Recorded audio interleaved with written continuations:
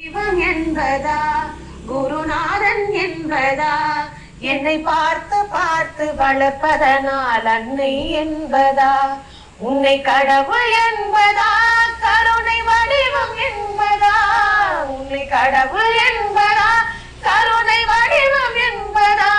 ஐயா ஞானதானம் தந்த உன்னை தந்தை என்பதா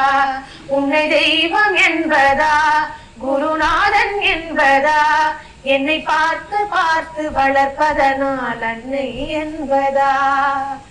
சேரும் செல்வம் எல்லாம் உன் அருளன்றோ பாடும் பாடல் எல்லாம் உன் தயவன்றோ